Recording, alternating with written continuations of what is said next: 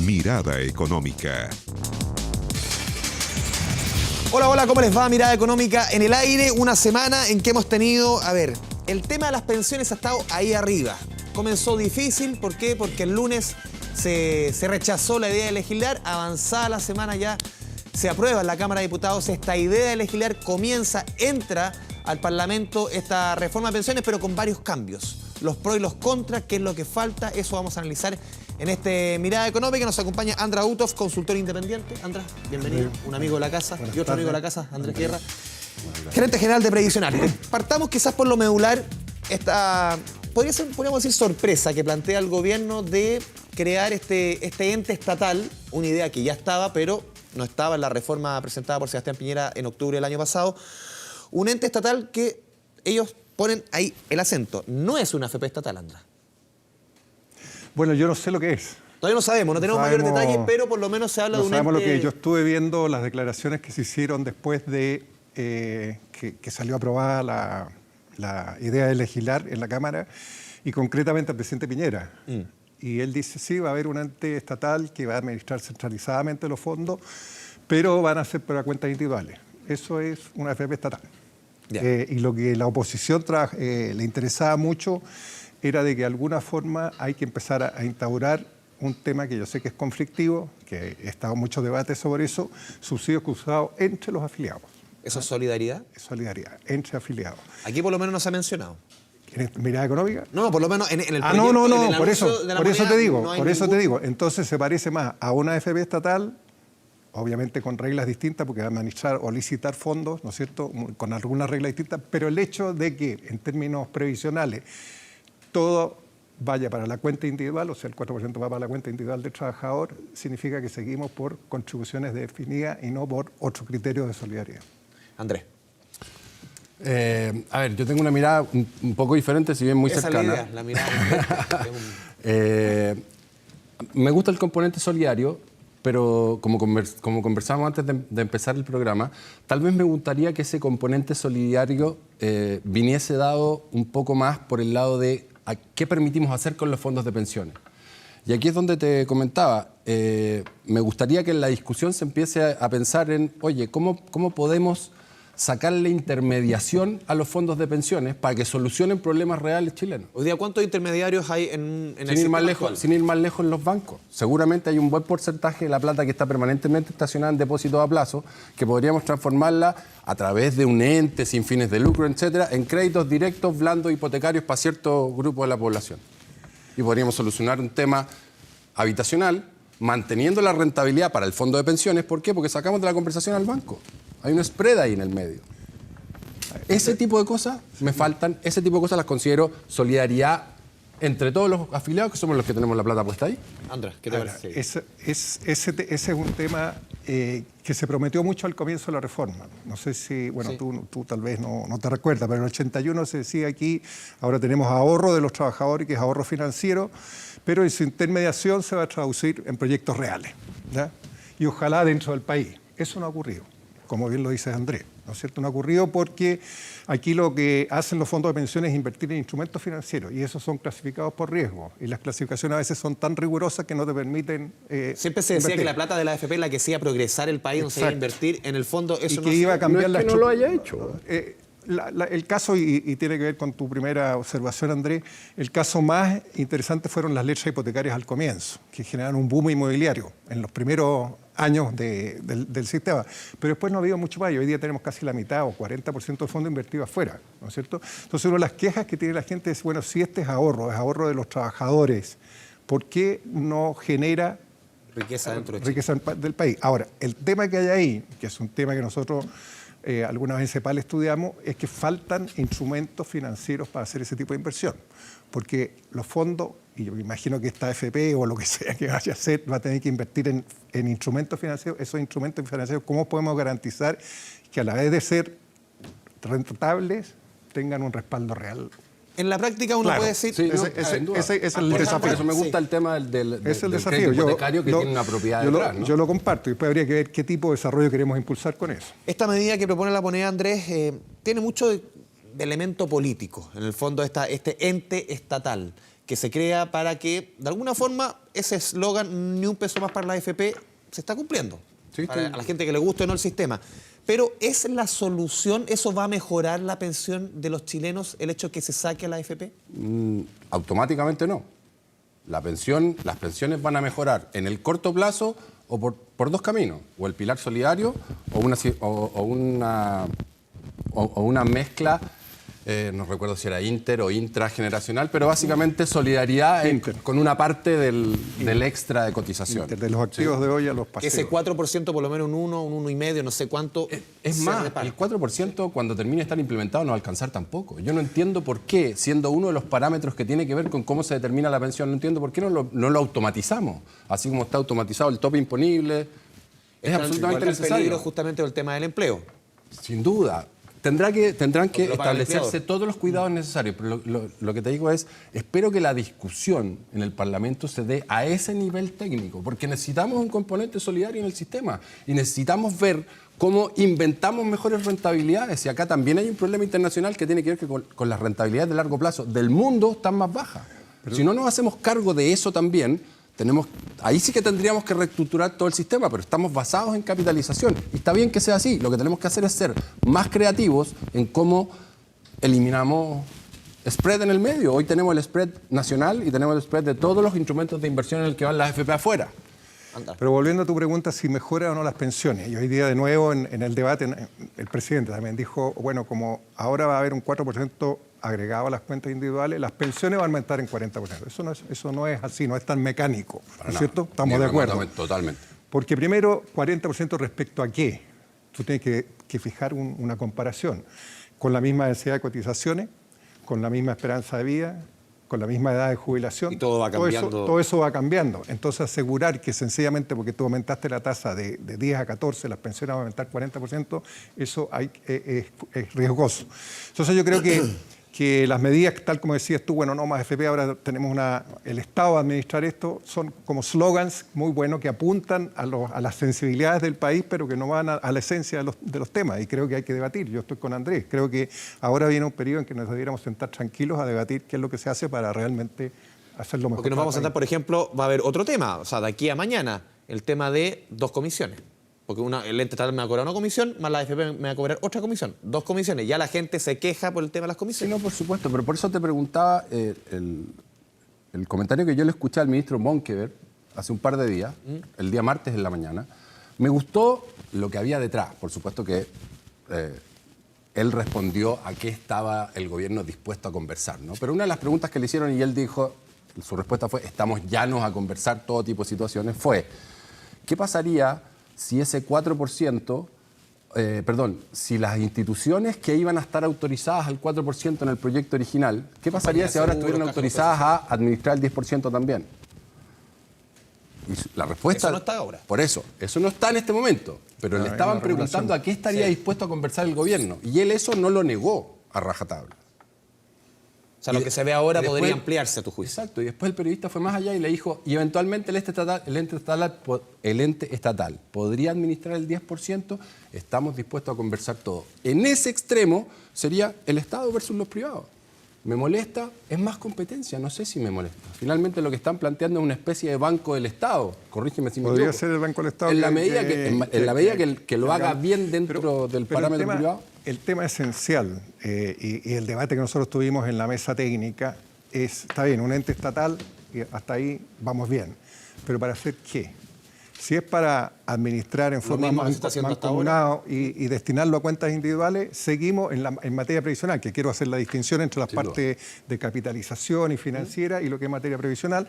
Si va a las cuentas individuales, significa que no hay solidaridad, o sea, que el empleador de un trabajador le aportó al trabajador y a nadie más, ¿no es cierto? Y no hay la posibilidad de mejorar pensiones para otros que no tengan esa situación. Entonces, tal como estábamos hablando hoy día, sencillamente un ente que va a capitalizar y va a asignar a cuentas individuales, si lo hace sin subsidios cruzados, no hay solidaridad.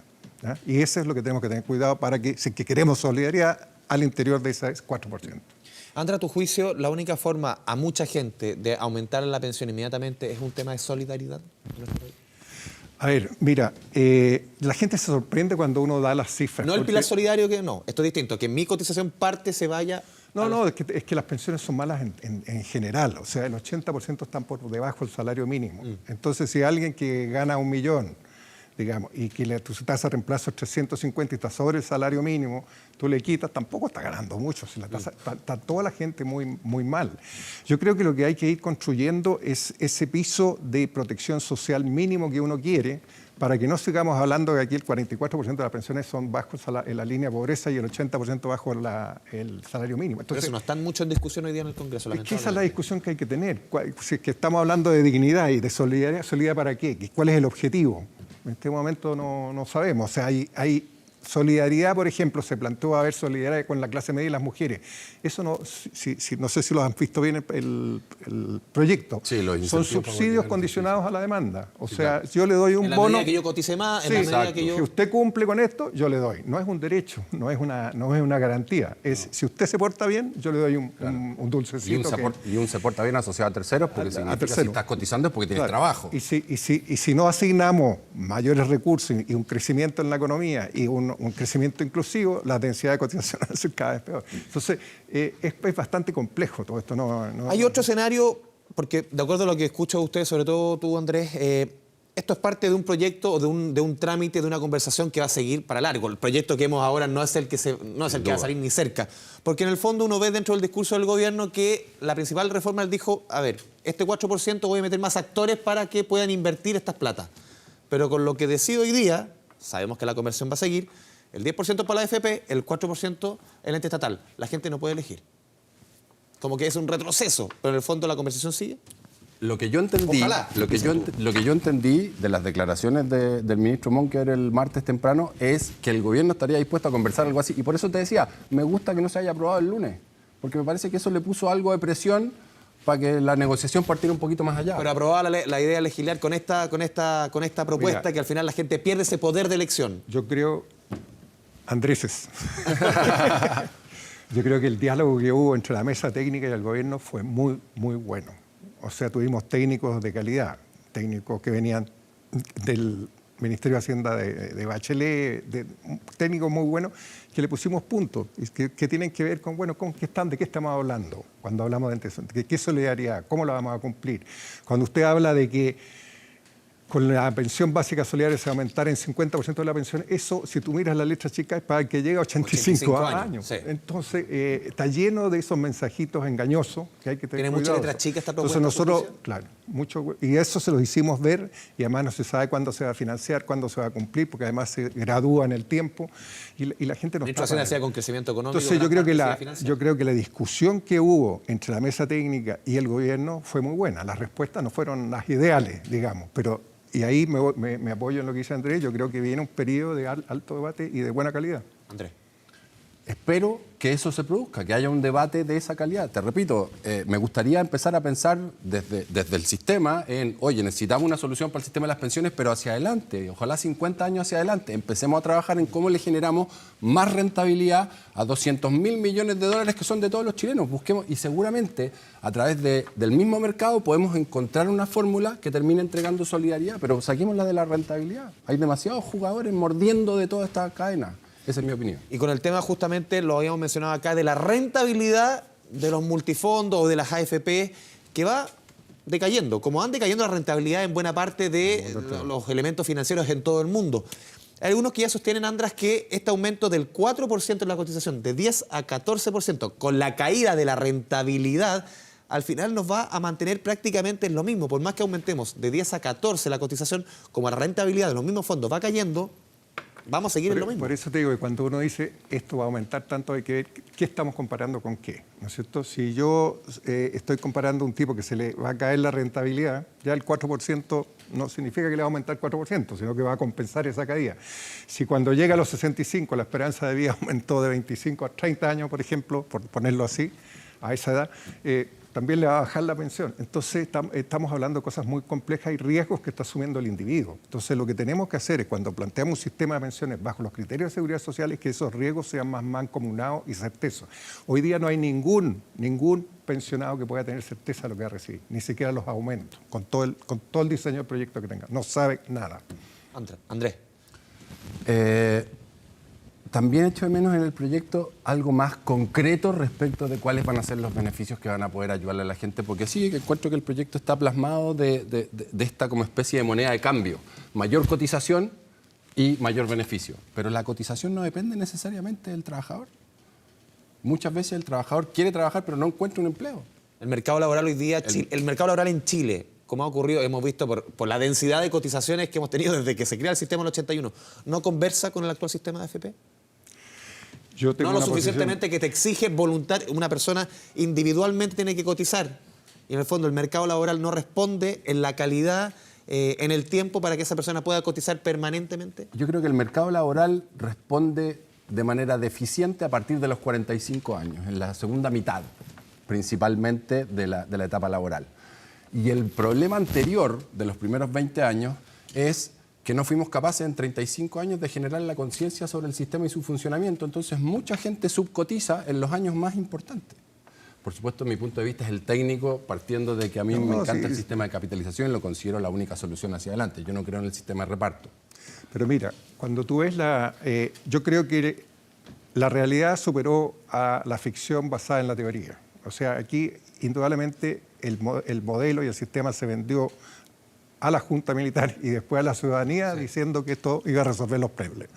Que aquí se resolvía un problema de ahorro, de crecimiento, de empleo, y que a través de la formalización del trabajo todos iban a quedar con buenas pensiones. Eso llevamos 40 años y no se ha dado. O sea, la informalidad hoy día laboral en nuestro país es del 30%. Y ahora viene el futuro del trabajo, viene un montón de cambios que van a afectar. Entonces yo cada vez insisto más que a este proyecto, a este sistema le faltan piezas, como lo dijeron expertos en fondos de pensiones, el ICPM, que vinieron acá a una reunión y lamentablemente ese informe se dejó caer. Pero que decían, mire, el sistema no se ajusta al mercado de trabajo. O sea, hay categorías informales, van a haber estas nuevas categorías de empleo que no saben qué van a hacer. Ahora se habla de que el empleador va a poner un 4% y el que no tiene empleador, ¿qué le pasa? Que dice, ¿dónde estoy yo? ¿Ya? Ese es uno. Segundo, con los mismos parámetros que hoy día están dando, la caída de la rentabilidad, la esperanza de vida como está, la densidad de cotizaciones, y cotizando un 10% y aunque sea un 14%, no se van a tener buenas pensiones en el sistema de capitalización. Así como está, ¿no? No se va a dar.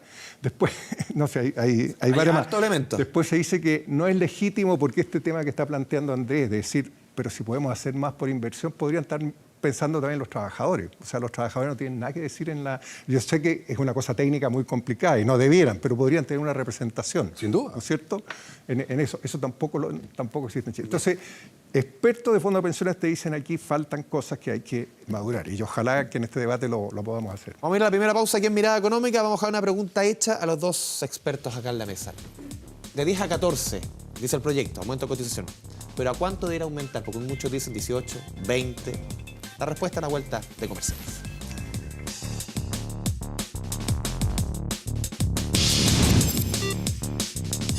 Mirada Económica.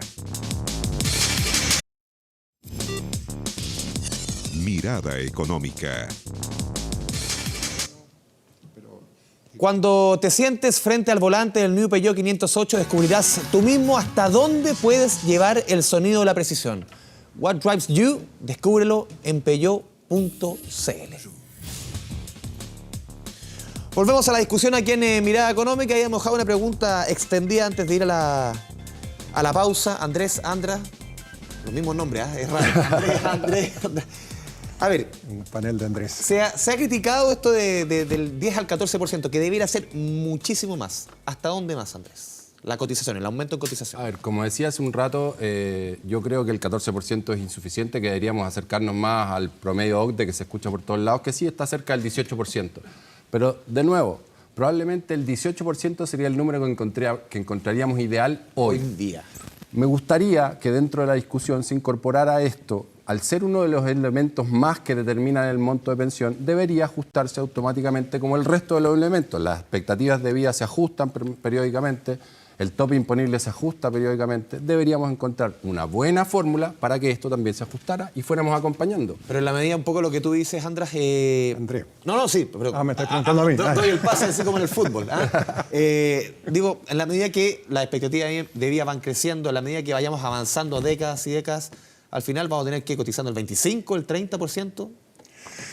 A ver, hay un tema estructural y yo creo que aquí es bueno hacer un poquito de visión de país.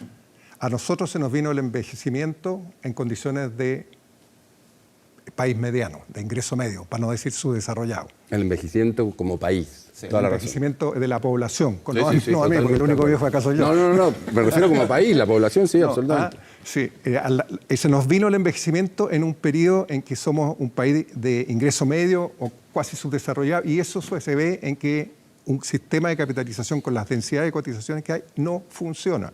Entonces, si tú me dices, ahora le vamos a subir de 10 a 14, ya están reclamando los empleadores que seguramente no van a contratar a alguna gente o van a sustituir maquinaria por gente, qué sé yo. Hay un tema económico por detrás, digamos.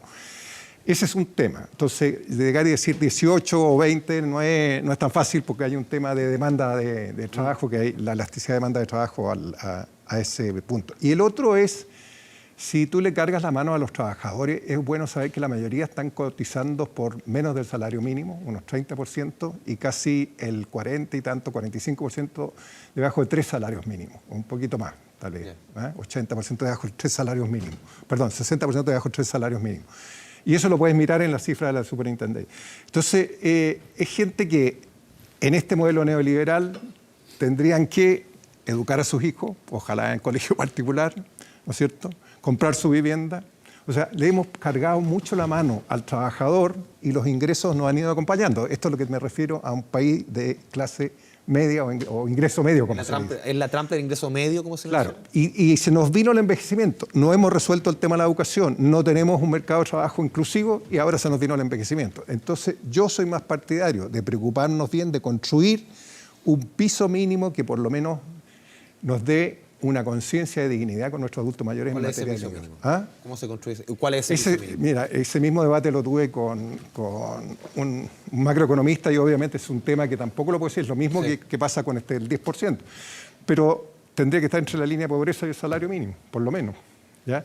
Y universalizarlo más, como un derecho, ¿ya? Entonces el Estado dice, mire, yo puedo llegar hasta aquí y de aquí para adelante ustedes tienen que capitalizar, ya sea voluntariamente, obligadamente, con subsidios, sin subsidios, qué sé yo. Se nos va yendo el tiempo, Andrés. Hay un tema que no se ha tocado o se ha tocado de manera, a mi juicio, no quizás con la suficiente fuerza. Hoy día el Estado paga en pensiones a las Fuerzas Armadas lo mismo que paga en el Pilar Solidario. Ahí también hay un punto que tocar en tema de justicia previsional en nuestro país. Yo creo que sí, yo creo que eventualmente las Fuerzas Armadas tendrían que entrar en un sistema parecido al que tenga el resto de la población, con las salvedades que correspondan en función de, por ejemplo, sus trabajos son mucho más riesgosos, etcétera. Existe la estructura de mayor cotización y menos años para poder pensionarse en función de ese tipo de tareas riesgosas que se conocen. El artículo 22, creo que se llama. Exacto, esa figura modificada específicamente para el rango de Fuerzas Armadas, me parece que es un camino, pero sí ciertamente me parece que no puede seguir existiendo la diferencia tan abismal que existe. Andrés. Mira, existen en los sistemas de pensiones verdaderos, pues yo insisto que aquí no tenemos uno verdadero aún.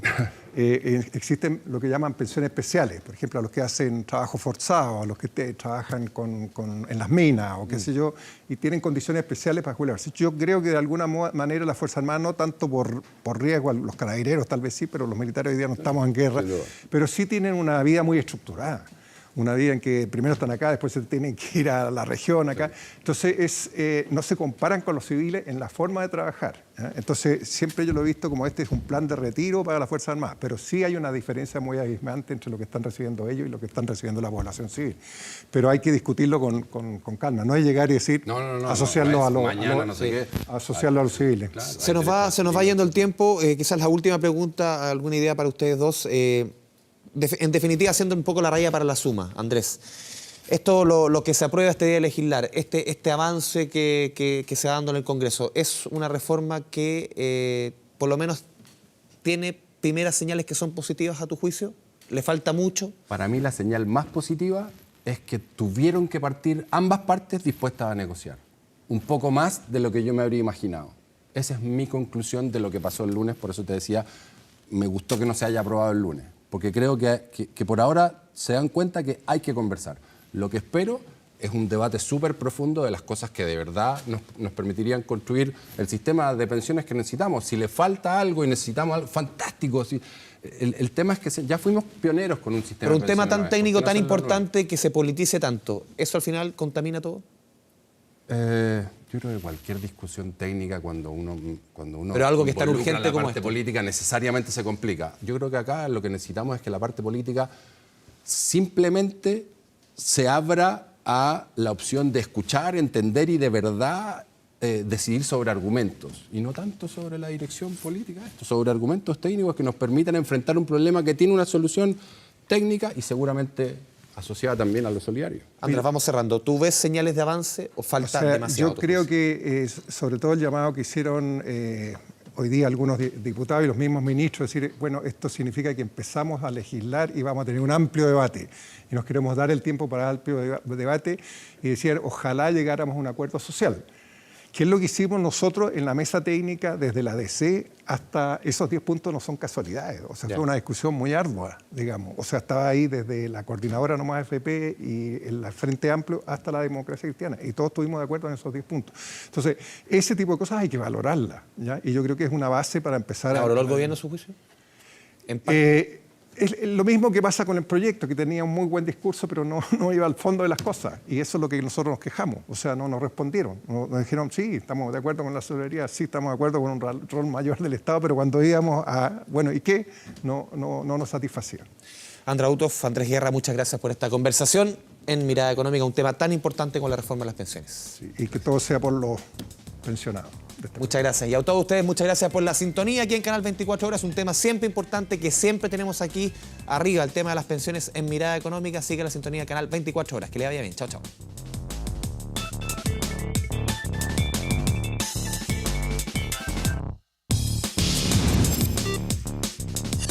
Mirada Económica.